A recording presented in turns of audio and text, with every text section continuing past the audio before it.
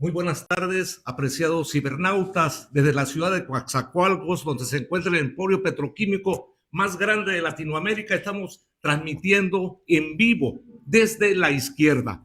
Invitados de nosotros, vamos a hablar de política, de arte, de cultura, de filosofía y música, pero hoy en especial vamos a hablar sobre los orígenes de la izquierda.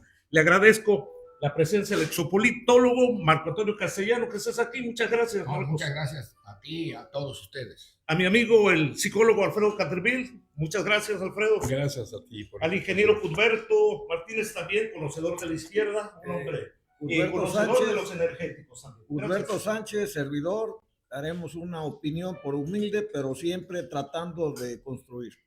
Muchas gracias.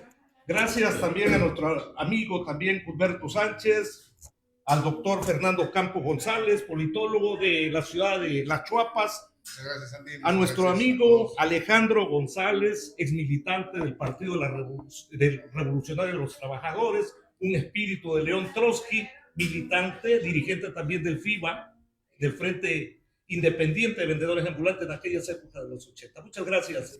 Gracias por la invitación. Vamos a iniciar este programa muy relajados, saludándolos y también agradeciendo a nuestro productor Pepe Arana. Él es el técnico, él es el profesional en este programa. Vamos a iniciar con nuestro exopolitólogo Marco Antonio Castellanos. El origen de la izquierda, Marcos. Bueno, queridos cibernautas, un mensaje especial para los jóvenes. Hablar de la izquierda, en primer lugar, es hablar de ideología.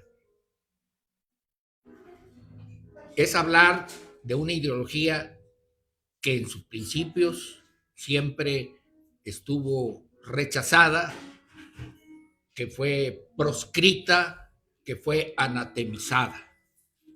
En la Edad Media, por ejemplo, ser zurdo significaba ser, pues, algo así como tener pacto con el diablo. Mucha gente, por el solo hecho de ser, de no ser diestro, de no tener habilidad con la mano derecha, fue mandada a la hoguera, queridos cibernautas, por supuesto pactos con el diablo.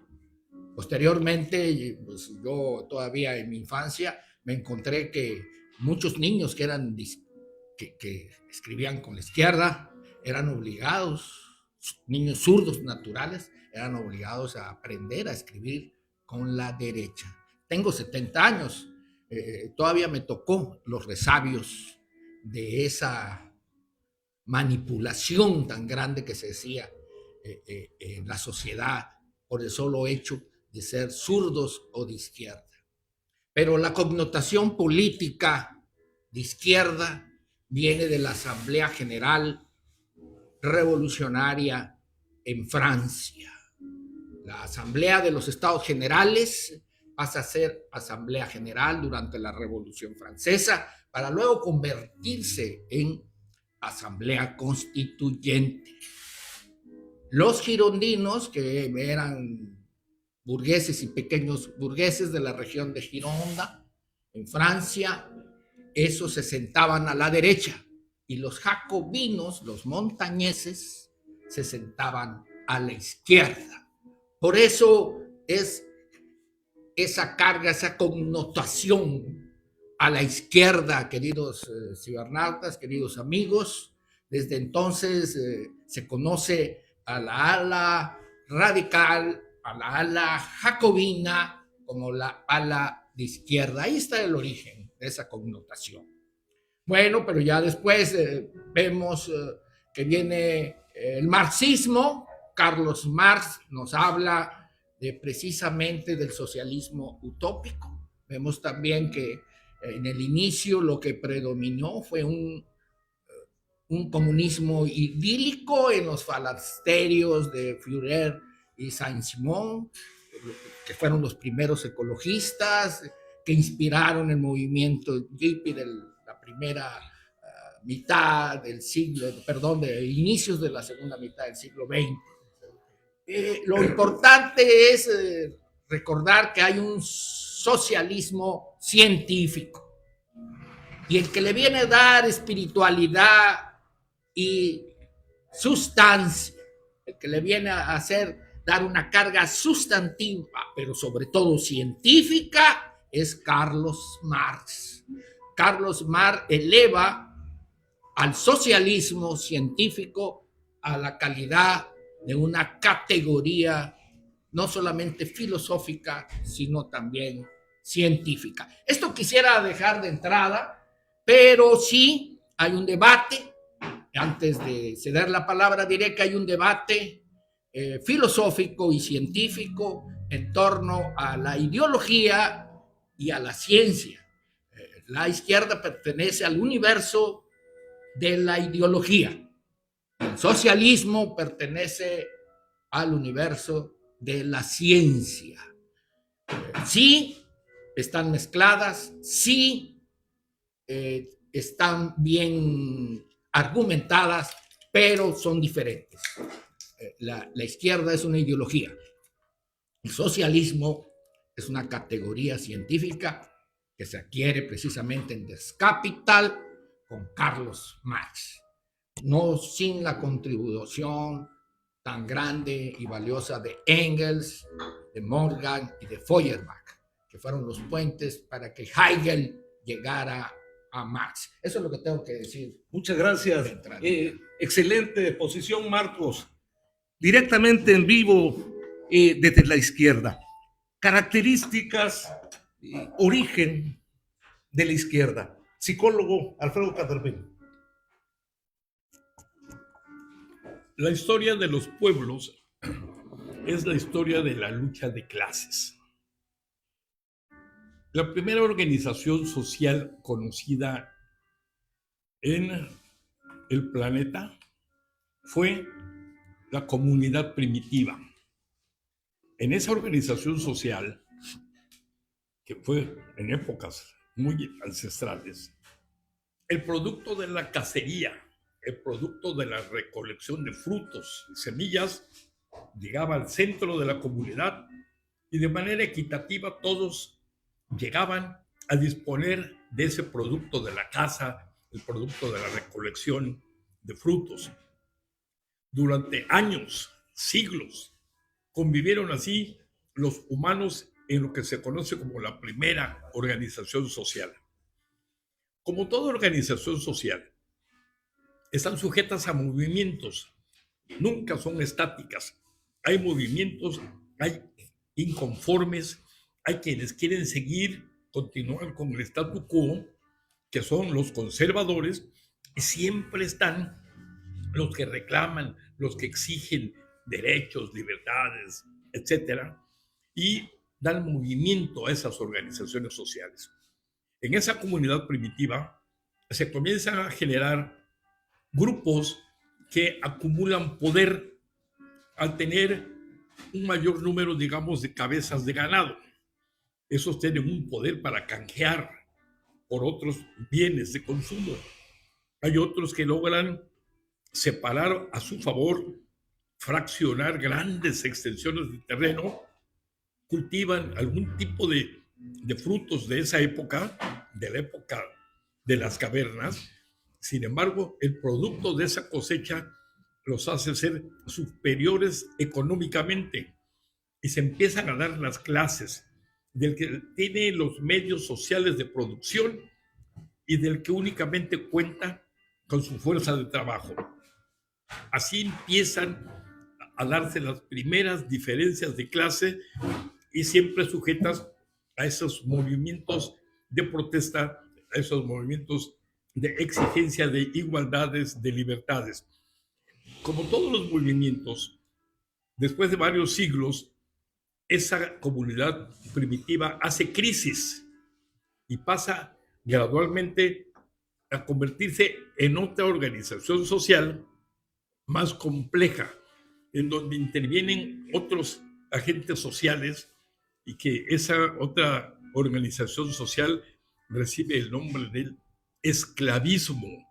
Ahí, los que en la organización anterior habían adquirido fuerza por tener más poderío económico, por tener más ayudantes, más trabajadores, comienzan a ejercer un poder de dominio, de esclavitud sobre los que no tienen nada.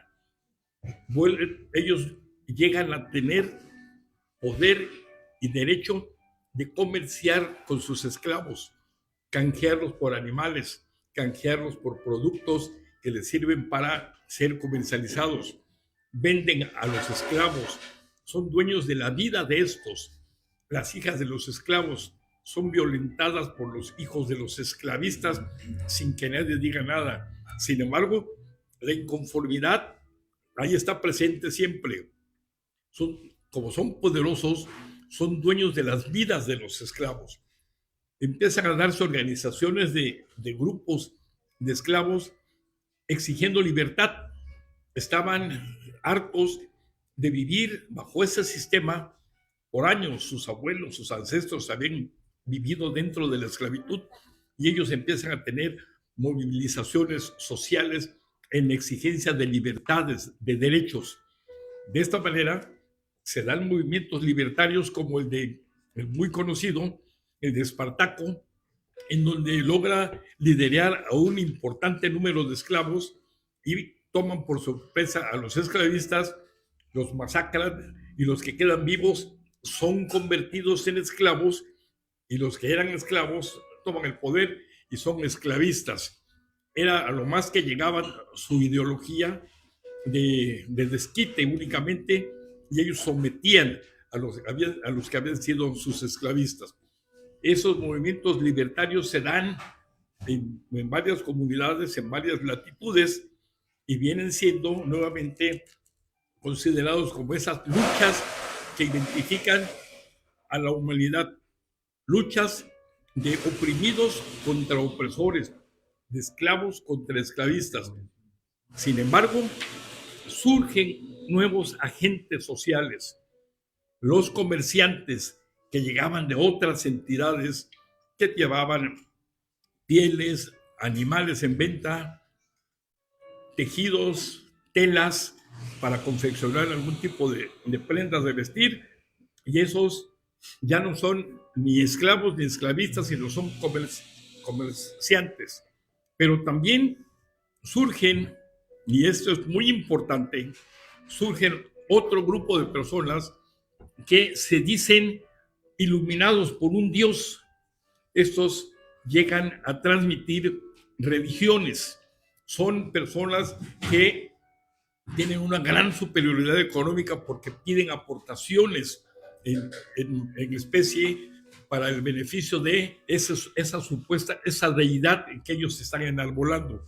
Y también surgen, por otro lado, en esa época, surgen la nobleza, gente que se dice de sangre azul, gente que se dice distinta a los esclavos, a los esclavistas, y se empieza a descomponer esa organización social y da paso a otra más compleja, conocida como feudalismo. En el feudalismo ya tenemos a los señores feudales, que son los poderosos, que son los dueños de los medios sociales de producción, y los siervos, quienes eran esclavos anteriormente, pasan a ser siervos. Y compartiéndose los honores del poder, se encuentra por un lado la nobleza, que son parásitos siempre, reyes, reinas, duques, patricios, y por acá están los plebeyos, que son los siervos. Y la iglesia, el clero, que tiene un gran dominio, siempre tuvo un dominio, hasta la fecha el máximo capital que ha podido amasar el hombre se ha encontrado en grupos religiosos.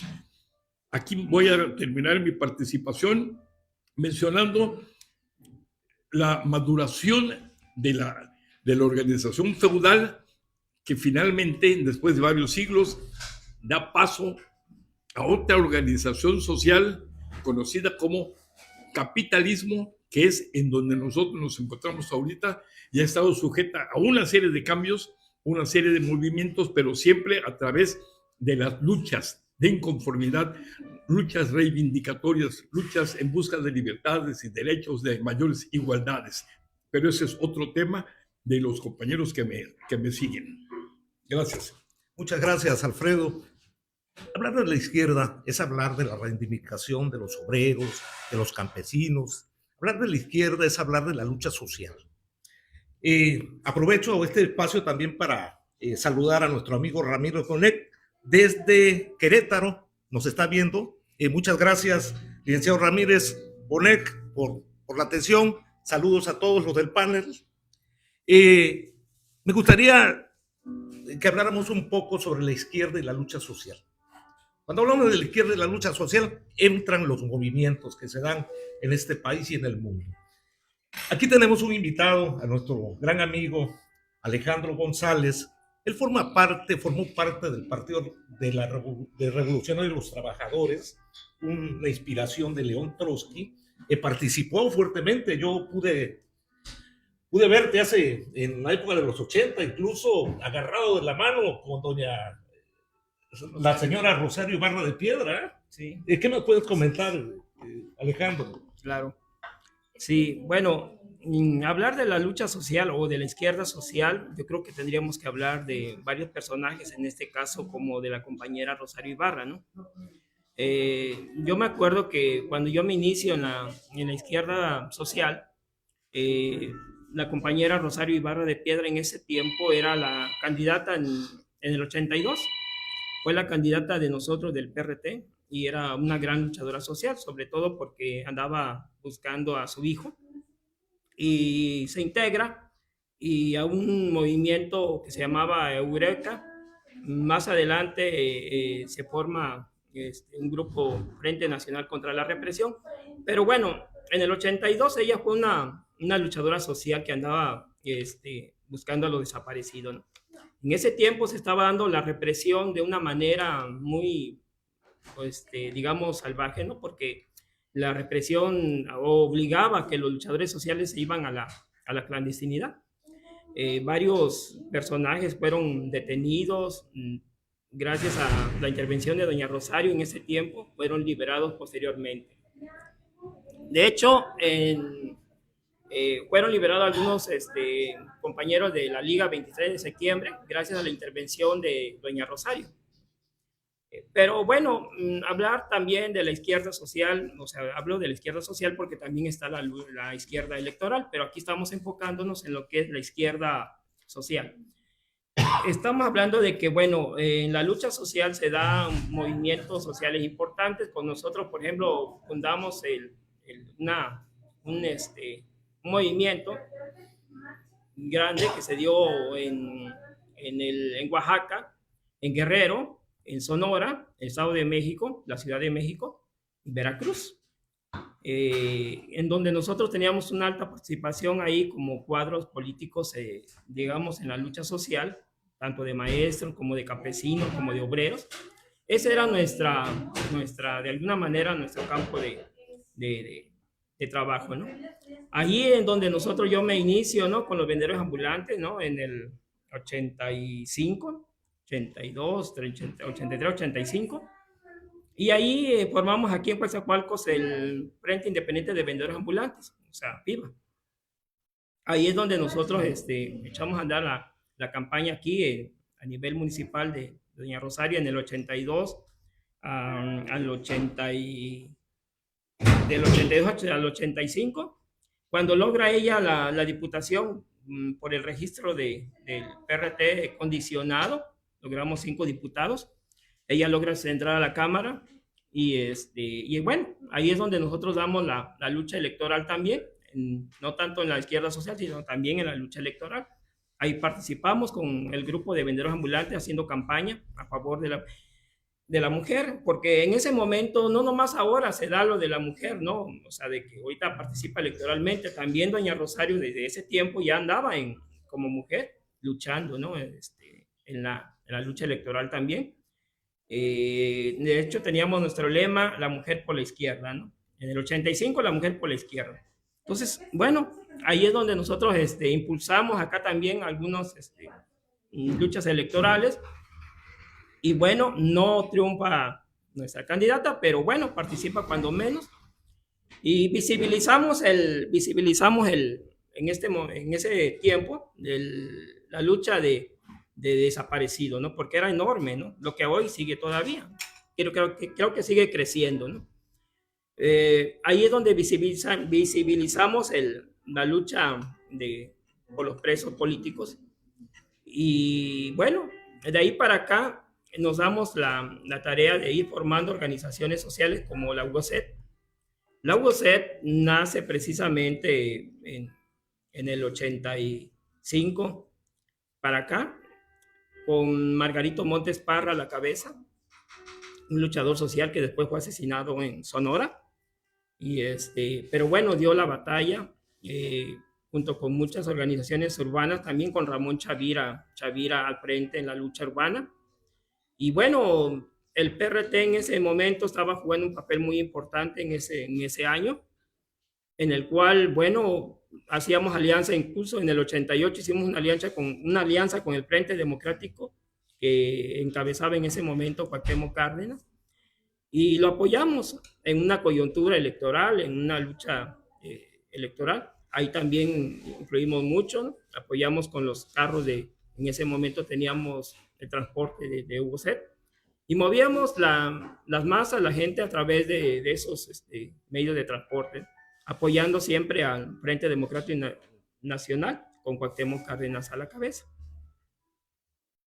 No se da tampoco el triunfo, pero al menos cuando menos participamos, y doña Rosario al final denuncia, ¿no? Junto con los dos candidatos más, Cuauhtémoc Cárdenas y este señor Maquio, y dan una entrevista, una conferencia donde denunciaban el fraude electoral en ese año, en el 88. Y bueno, de ahí para acá se han venido dando muchas luchas, ¿no? De alguna manera sociales, independientes, en el cual nosotros estamos de acuerdo en la lucha social, porque es la única manera, movilizándonos de alguna manera, denunciando desde la izquierda social, porque es la única forma que a través de la movilización es como nosotros podemos conseguir algo. A veces no es de la manera electoral, o sea, a veces electoralmente muy poco es lo que se logra. Yo creo más en la lucha social que en la lucha electoral, pero bueno, respetamos, ¿no? Somos respetuosos de las luchas electorales, ¿no? Y en su momento también las apoyamos, ¿no? Como en este momento lo estamos haciendo, ¿no? De alguna manera estamos participando electoralmente, apoyando a esta coyuntura electoral. Y bueno, esa es de alguna manera grandes rasgos, ¿no? Nuestra lucha social del movimiento del PRT, ¿no? Obviamente que tiene que ver con muchas cosas, ¿no? Muchos, digamos, momentos que en ese momento se dieron, ¿no? Yo recuerdo mucho que aquí en Coatzacoalcos se dio una represión muy fuerte en el 85, que llegamos a ser nota nacional, pero por la represión tan brutal que se dio en el 85 con los vendedores ambulantes, hubo detenidos. En ese momento también volvimos a solicitar la intervención de doña Rosario también para que viniera, porque teníamos detenidos aquí en Veracruz, y ella también intervino, nos apoyó, y fueron liberados los compañeros, ¿no? Pero sí recuerdo que, bueno, de alguna manera había un acoso policíaco, ¿no? O sea, brutal, ¿no? Contra los luchadores sociales, perseguidos, ¿no? Acosados. Incluso nos comentaba la hija de doña Rosario Ibarra en ese momento, que cuando ellos andaban en el recorrido de la campaña, eran perseguidos por en el entonces la Dirección Federal de Seguridad Pública. Y bueno, con eso doy por terminada esta intervención. Gracias. Muchas gracias. Muchas gracias, Alejandro, por tu intervención. Una reseña histórica, la verdad, sobre el movimiento social por el PRT. Nacionalismo de la izquierda en México. El ingeniero Gilberto Sánchez, un especialista en energéticos, pero también un conocedor de la historia. Nacionalismo.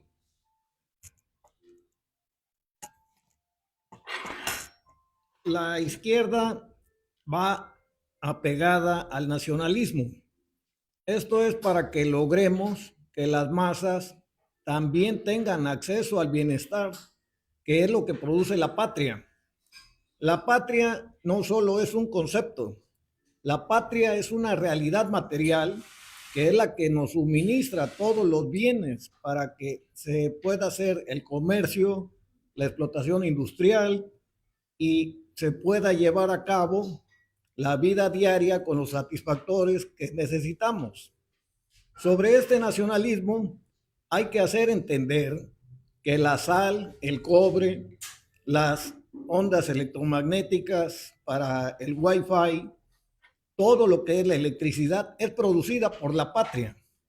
Entonces tenemos que hacer hincapié, y más en este momento, que aquellos que detentan alguna concesión, que tienen alguna participación en los bienes de la patria, deben pagar sus impuestos y no como dicen que son perseguidos cuando ellos generan riqueza. No es cierto, ellos nomás son explotadores de la riqueza que da la nación, que da la patria.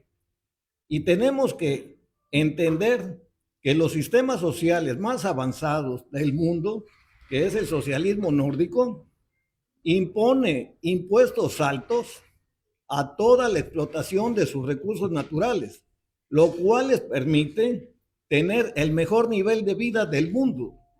Esto es para acabar con aquella mala idea de que el socialismo es malo para los pueblos. Y ante la inminente agotamiento de los recursos naturales que se darán en el planeta y que ya los estamos viviendo, es necesario que el socialismo salvará a los pueblos, porque de otro modo tendremos estados o grupos sociales detentadores de la riqueza que lo único que ofrecen a los pueblos con los que conviven y a los cuales explotan no es más que el exterminio, y que actualmente lo estamos viendo en el Medio Oriente. Muchas gracias y es mi humilde participación. Gracias, ingeniero Cusberto. Hoy nos ilustraste bastante. Saludo a Sergio Arias desde la Ciudad de México, nuestro gran amigo, a Guadalupe Olán también que nos está viendo. Este es un programa en vivo desde Coatzacoalcos. Gracias por sus saludos. Me gustaría la opinión de nuestro gran amigo, el doctor Fernando Campos González. ¿Hay izquierda en México, doctor? Bueno, es una pregunta de fondo. Habiendo injusticia social, es imposible que no hubiera izquierda. Básicamente he escuchado con atención a todos los ponentes y quisiera yo hacer unas apreciaciones al respecto. Queda claro que muchos jóvenes no están interesados en los temas que nosotros estamos hablando y consideran que este es un tema obsoleto. Sin embargo, quiero hacer unas apreciaciones, como dije. En primer lugar, este es un ejercicio de poder. Y en la historia de la humanidad, el poder siempre lo han tenido quienes han estado explotando a las masas, en este caso al pueblo. El poder se basa en tres aspectos.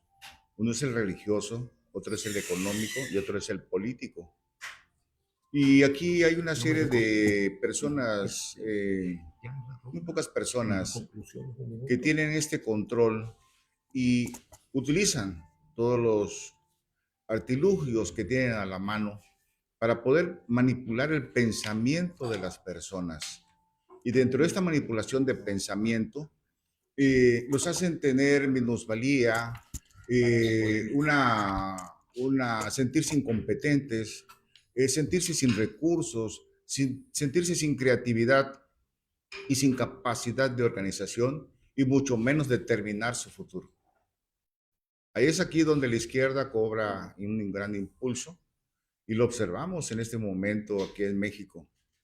La pregunta de fondo, ¿existe? Claro que existe. Es más, en los temas actuales estamos viendo, por ejemplo, lo que nosotros conocemos como los narcos que hacen toda una exhibición de aspectos sanguinarios como si nosotros estuviéramos en guerra, no es más que un terrorismo urbano disfrazado de narcotráfico. Lo declaró Calderón. Una guerra que ni siquiera tuvo la autorización a través de los poderes de la nación para hacer este tipo de declaraciones y sumergió en una atrocidad a toda la sociedad mexicana que no podía ni siquiera manifestarse a merced de ser reprimidos. Lo seguimos viviendo. El presidente ha hecho su mejor esfuerzo para que el país empezar a cursar sobre un camino y un entendimiento a la población de que sí podemos nosotros transformar nuestro país. Ha habido una gran resistencia y no todos han acompañado al presidente. Y cuando hizo la declaración de no abrazos y no balazos, en realidad es una declaración gentil donde demostraba que un presidente no vino a cobrar facturas, vino en un acto de bondad como presidente, demostrar que el pueblo mexicano es noble y es humano, es solidario. Y sin embargo se ha malinterpretado. Se ha malinterpretado esto como un signo de gran debilidad. Y no es así, porque en la administración pública que ha estado haciendo, ha podido desarrollar. Nosotros votamos para que el ejército se fuera a las calles, pero se vio limitado también por la falta de organización del mismo pueblo. Nosotros ahorita en este proceso electoral tenemos un problema del pueblo contra el pueblo. Estamos en un dilema en que falta más educación y formación política y más conocimiento de la vida social en México y cómo podemos nosotros organizarnos para realmente sacar adelante nuestras propuestas aterrizadas y que vengan realmente a cubrir las necesidades de la justicia social. Nosotros no somos en la época de los rusos, como se habla de la izquierda, del marxismo-leninismo, porque yo creo que los pueblos tienen así mismo su experiencia. En la época de los rusos, el movimiento zarista. Y nosotros venimos del movimiento revolucionario, donde aquí era un poder netamente religioso y militar. Entonces, creo que este es un tema que debe de seguir siendo profundizado. Y este ejercicio, Sandy, yo y todos los panelistas, les agradezco la invitación, porque este es un ejercicio que se debe de dar de manera continua, que parecía que ya estaba apagado, que parecía que está dormido. Está vivo. Hay muchos compañeros a nivel nacional, en el caso de Camilo Valenzuela, de Mónica Soto y de otros compañeros que están ellos empujando y han estado haciendo foros similares a este sobre el no pago de la deuda pública. Eso es un tema de fondo, que hay que ir a una auditoría que está sangrando terriblemente al país. Y bueno, como dije, este es un tema de fondo y que podemos ir profundizando. No quiero abarcar más tiempo, yo les agradezco la invitación. Muchas gracias, Andy. Esperemos estar en otros momentos compartiendo. Gracias. Muchas gracias. Gracias, doctor Ocampo. Mucha profundidad en tu análisis político. Desde la izquierda, desde Coatzacoalcos, estamos transmitiendo directamente en vivo. Todos nuestros compañeros. Marcos, ¿qué podrías decirme sobre dame un comentario? Bueno, sí, escuché con mucha atención a Capdeville, sí, sin duda el referente ahí es auténtico, se llama El origen de la familia, la propiedad del Estado, su autor es Engels, y se basa, como dije en un principio, en estudios históricos de Morgan, que ya existía el método materialista histórico. Desde Morgan lo retoma Engels para que llegue a Marx. También escuché con mucha atención a Alejandro y a Cuberto. Cuberto, bueno, ha dado una nota parecida a la del doctor. Sí, definitivamente ha evolucionado el socialismo y pues hay híbridos con el nacionalismo, sin hacer referencia al nacionalsocialismo, que pues fue algo que propugnó en su momento Adolfo Hitler, ¿no? El nazismo, pero el socialismo y el nacionalismo sí se combinan en experiencias propias, como decía el doctor, pero la ciencia es marxista. La ciencia, las categorías son marxistas y de los estudiosos de Marx posteriores que ha habido. Pero por eso decía, las categorías científicas son invariables y pueden ir evolucionando de acuerdo a lo que dice Popper, a lo que dice Kuhn, a lo que dice Lakatos, a lo que dice Feyerabend. Bueno, hay una evolución de la ciencia, ¿no? pero no hay que equivocarse e impregnarla de ideología. El problema de la ciencia actual es que está impregnada de ideología, pero la ideología en sí no es mala. La ideología es buena cuando sirve, como dijo Alejandro, para dar espiritualidad, para darle vigor a la lucha social. Yo la verdad me defino más como luchador social, igual que Alejandro, que como político. Sí estudié política, vengo de una familia política, pero me identifico más con la lucha social, porque parece ser que es el corazón del socialismo es la lucha social. Todo el origen está en la lucha social. Yo creo que eso es algo categórico, porque es algo que ha recordado Capdeville y que dejó entrever al doctor, que es la lucha de clases. Eso es el manifiesto del Partido Comunista, queridos cibernautas, ese manifiesto que dice la historia de la humanidad, como muy bien dijo Capdeville, es la historia de la lucha de clases, es la historia del esclavo en contra de el amo, del siervo en contra del señor feudal y del proletario en contra de la burguesía. Pero esto, con esto termino, es una dialéctica que está en la fenomenología del espíritu de Hegel. Sin Hegel no hay Marx tampoco, así como no habría sin Morgan materialismo histórico. Sin el idealismo hegeliano no habría materialismo histórico, que es ya estamos hablando del mundo de la ciencia.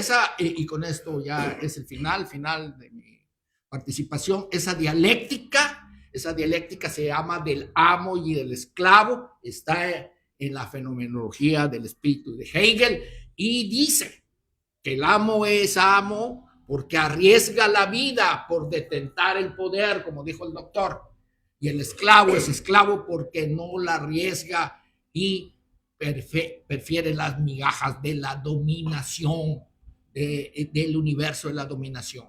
Pero la lucha social se da cuenta de estas injusticias, como dijo Capdeville también, y como señala la lucha patriótica, Cuberto muy bien, que la exalta, es lo que inflama estar en contra de la injusticia para llegar a la etapa que todos temen, que es la revolución, y que ahora con López Obrador adquiere sustantividad con su sinónimo, que es transformación. Revolución y transformación es lo mismo. Ahora estamos en cuarta transformación. Es lo que tengo que decir. En vivo, desde la izquierda, Coatzacoalcos, Veracruz. Estamos transmitiendo en vivo para todos los cibernautas. Gracias a nuestros invitados.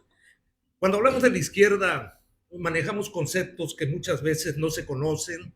Hablamos del materialismo histórico, hablamos de la lucha de clases, de la dialéctica al interior de la izquierda. Alfredo, tú eres un estudioso sobre el marxismo.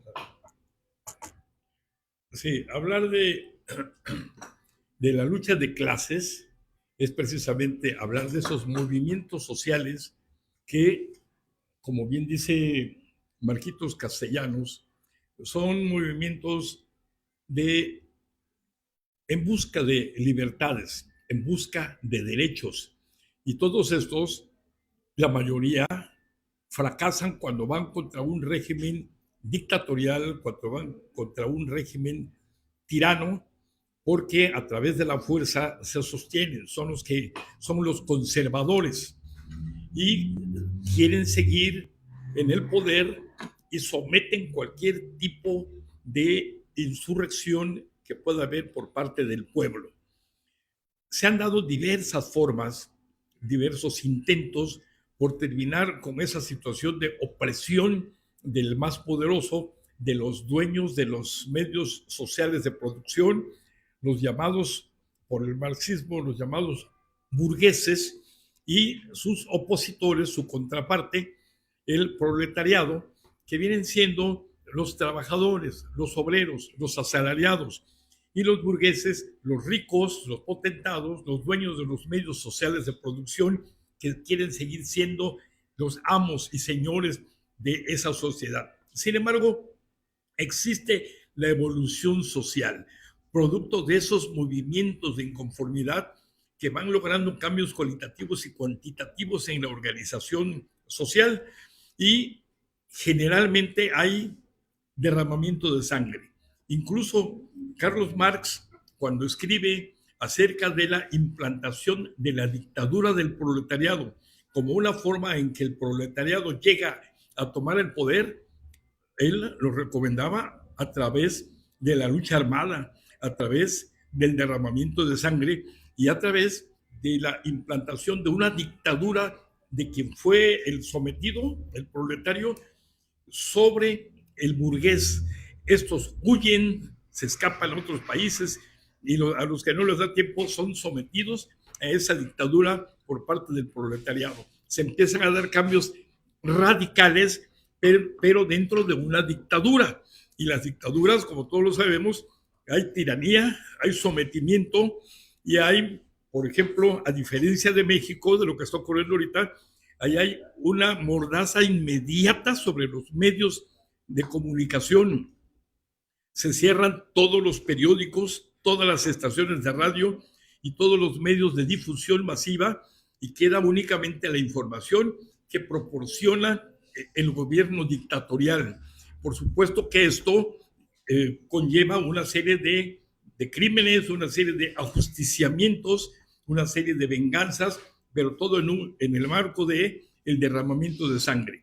Contrario a lo que estamos viviendo ahorita en este gobierno del cambio encabezado por Andrés Manuel López Obrador, es una transformación pacífica, sin violencia, y como bien dice nuestro presidente de la República, Andrés Manuel López Obrador, sin romper un vidrio, es decir, es un cambio terso. Este cambio, a diferencia de lo que proponen los marxistas, no incluye la persecución de los comunicadores, no incluye el cierre de estaciones de radio y en este caso sería ya, no incluye la represión sobre personas que, lejos de informar, manipulan para debilitar la ideología, y debilitar y distorsionar la imagen de quienes ostentan el poder y a través de esos medios de manipulación engañan al pueblo, le mienten y es contra lo que tiene que luchar nuestro presidente porque al no ser una dictadura, al no haber tocado ninguna libertad de los medios de comunicación y muchas otras libertades que no ha tocado, él de alguna manera es atacado impunemente porque diariamente las obras de beneficio social que él inaugura, las mega obras, son descalificadas, son malinformadas. Si hay un retraso de 5 minutos en la salida del grandioso Tren Maya, ya están esos desinformadores, esos manipuladores diciendo que son unidades viejas, que ese ferrocarril es antiguo y que le engañaron y le mintieron al pueblo, cuando es todo lo contrario. Buscan un pretexto para desacreditar al gobierno. Seguramente Carlos Marx, allá cuando escribió y diseñó el socialismo y posteriormente el comunismo como una etapa superior del socialismo, la gran inteligencia de ese genio consistió en que, a pesar de que él no vio el socialismo, él murió antes de que se diera el primer gobierno socialista del mundo, él estaba previendo que los medios de comunicación iban a ser el gran obstáculo para la implantación del socialismo. Y lo estamos viendo ahorita. Ahorita ni siquiera es ninguna dictadura, ni mucho menos, pero sí los medios de difusión están poniéndole piedritas en el camino todos los días al gobierno del cambio y a pesar de ello, remando contra corriente, se ha ido avanzando. Y algo que ha venido a agravar, a dificultar ese proceso de cambio terso que está encabezando Andrés Manuel López Obrador es el Poder Judicial. Seguramente todos los que me están escuchando saben de la labor nefasta, negativa, que ha venido desempeñando la Suprema Corte de Justicia al estar cargada descaradamente hacia los grupos oligárquicos, hacia los ricos, hacia los poderosos, siempre llevándole la contraria al presidente. son una de las dificultades, son uno de los obstáculos por los que ha tenido que pasar por haberse comprometido a un cambio, a una transformación pacífica, y lo está logrando con mucho éxito, un éxito mayor al que esperábamos quienes votamos por él, y seguramente quienes seguirán votando por este proyecto, porque ha demostrado ser exactamente lo que necesitaba México para deshacerse de esos gobiernos de derecha que se dedicaron en los últimos 5 sexenios a saquear a nuestro país, se dedicaron a vender, a malbaratar los recursos naturales, ponerlos en manos de extranjeros, y Andrés Manuel ha venido a recuperar todo lo que aquellos habían destruido. Nosotros esperamos que ahorita, en este tiempo de campaña, la ciudadanía, el electorado, valore lo que está haciendo nuestro presidente y, lejos de creer en esa prensa tradicional, en esa prensa formal, hagan caso de los mensajes de la Cuarta Transformación, porque ahí está el futuro de México. Cuando menos tenemos que garantizar que la Cuarta Transformación se extienda todavía, cuando menos 5 sexenios más. Gracias. Gracias. Muchas gracias al psicólogo Alfredo Capdeville Leiva por su intervención. Cuando hablamos de la izquierda, también hablamos de los movimientos sociales en México, para no irme a Francia. Hablamos de los movimientos sociales que se gestaron en aquellas épocas de 1906, 1907, los movimientos sociales de Río Blanco, Cananea, Santa Rosita, que fue inspiración siempre de los movimientos de la Revolución Mexicana, inspiración del Constituyente de 1917. Siempre ha estado presente la izquierda en nuestro país. Marcos, ¿qué podrías opinar? Sí, bueno, la participación de la izquierda en la Revolución Mexicana está representada por la Casa del Obrero Mundial. De hecho, esa casa participa con un batallón de milicianos que eran anarcosindicalistas. Queridos cibernautas, hablar de izquierda no nada más es hablar del socialismo. De acuerdo. Lo dije al principio, tendríamos que hablar de las primeras formaciones, como bien lo señalaba Capdeville, del socialismo utópico, de los falaceterios, de los primeros ecologistas que, como decía Saint-Simon y Führer decía al principio, pero también está Proudhon, está Bakunin, o sea, está una playa de pensadores anarquistas que desde las primeras internacionales sostuvieron un debate con Carlos Marx y el propio Engels. Sí, como bien señala Capdeville, es obvio que estamos en la Cuarta Transformación, queridos cibernautas, queridos amigos, eso es obvio. Primero fue el juarismo, en su lucha contra los conservadores y la iglesia. Acuérdense de la ley de esa amortización de bienes eclesiásticos y las posteriores leyes de reforma, ¿verdad? Eso va a ser un tema importante. Importantísimo, ¿no? Y también el anarcosindicalismo es otro tema de grandes dimensiones. Yo quiero decirles a los cibernautas de que este es un programa de arte, de cultura, de historia, de filosofía. Vamos a hablar también de música, Vamos a hablar de historia aquí, Sí, es importante. Claro. Queremos que este panel, que este espacio sea plural, sea incluyente también. Claro. Luego viene el liberalismo, porque también tiene su nota el liberalismo con el propio Ricardo Flores Magón, con el propio Madero, casi nada. El segundo pilar de la Cuarta Transformación.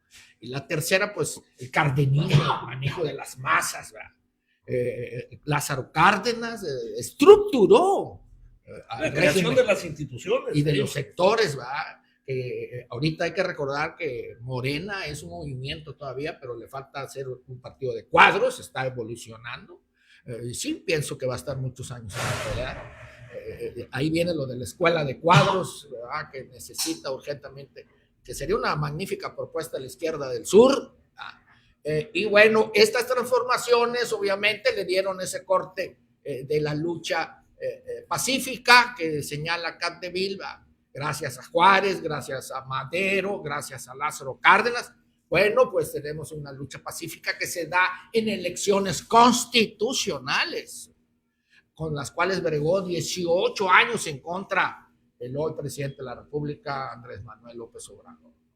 Y bueno, esa es la cuarta transformación, el López Obradorismo, queridos cibernautas, que ahorita tiene como abanderada a una mujer, por fin, ¿no? Que nace de todas esas reivindicaciones que vienen de la lucha social, como bien dijo Alejandro, ¿verdad?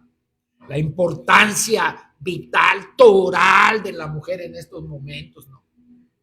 La próxima presidenta de la República va a ser la doctora Sheinbaum, la próxima gobernadora va a ser Nale, la ingeniero Nale. Entonces, es como ellos nos dicen, los tiempos de las mujeres, pero también tendremos que hablar, Capdeville y doctor, y Huberto y amigos, ¿verdad? Alejandro, Sandy, tendremos que hablar también de humanismo, que es la bandera del ideario de López Obrador.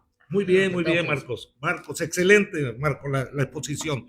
Sí, hablando un poquito más sobre los diversos temas que vamos a tocar. Todos los sábados a las 2 de la tarde va a ser una charla incluyente de amigos. Vamos a hablar de Juárez, vamos a hablar de los hermanos Flores Magón, vamos a hablar de la cuarta transformación, vamos a hablar de Lázaro Cárdenas, temas en específicos. Y vamos a tener algunos invitados también, historiadores, Perdón, Sandy, profesionales. Perdón, Sandy, nada más rápidamente. La importancia de lo que estás haciendo es trascendental, ya lo decía el doctor, ¿verdad? Que le da representatividad al señor doctor a la zona sur, ¿no? Viene desde las Chuapas.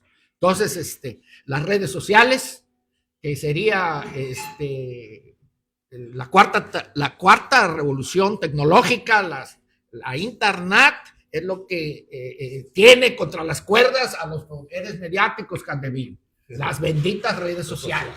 Entonces, este ejercicio que estamos haciendo aquí, que tú encabezas, Sandy, pues es muy importante, porque es que la gente sepa, la ciudadanía, el pueblo sepa, el proletariado, vamos a decir, sepa que la izquierda está en las redes sociales, en Coatzacoalcos, que la izquierda está más viva que nunca, como dijo el señor doctor, y que reclama su espacio, ¿no? Mis respetos para todos ustedes, yo estoy encantado, para mí es un honor que me hayan invitado, ¿verdad?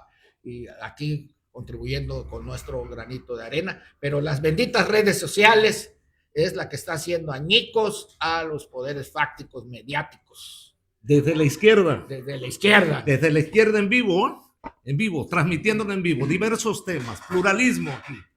Un minuto para cada uno de mis amigos invitados. Un minuto, Humberto. Creo que tenemos que tener espacios donde se pueda discutir y la gente vea la realidad social que se está viviendo, y se verá que hay mucha gente que se ha aprovechado de los movimientos sociales haciéndose pasar por líderes que no son líderes, sino gente que se aprovecha de las necesidades de las masas para encumbrarse y aún para lucrar. Por eso es que debemos ser conscientes de aterrizar a la gente en una realidad concreta. Muchas gracias. Gracias, Humberto. Un minuto, doctor. Muchas gracias, Andy. Te felicito por esta gran iniciativa, como acaba de decir Marcos. Marcos, sí. Marcos. Gracias a todas las expresiones como Humberto, Capdeville, Alejandro. Me parece muy interesante. Es un foro no solamente de una expresión, sino de un análisis consciente, inteligente. Sobre todo lo que busca y percibo es crear conciencia, una conciencia participativa, donde se dé a conocer no solamente los marcos históricos, sino las propuestas de desarrollo y qué es lo que necesita nuestro país, nuestra nación, para que realmente la justicia social realmente se extienda en todas las estructuras sociales de nuestro país. Muchas gracias a todos.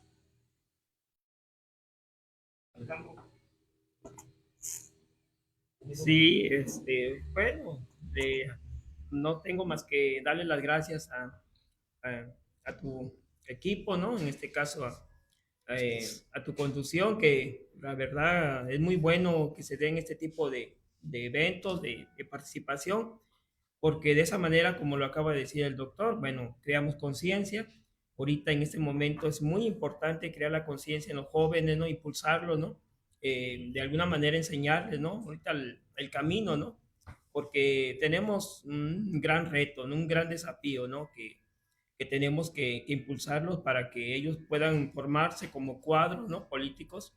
En este momento necesitamos mucho los cuadros políticos, ¿no? Principalmente en Morena, ¿no? O sea, en la cuarta transformación. Necesitamos avanzar en ese sentido, no nomás en algún partido político, sino incluso en el movimiento social, ¿no? Necesitamos crear cuadros, porque de esa manera es como podemos crear una estructura para poder avanzar más en la transformación de nuestro país, ¿no? Entonces, te doy las gracias, gracias a todo, producción, a todos por habernos invitado. Alfredo Calderil, un minuto, Alfredo.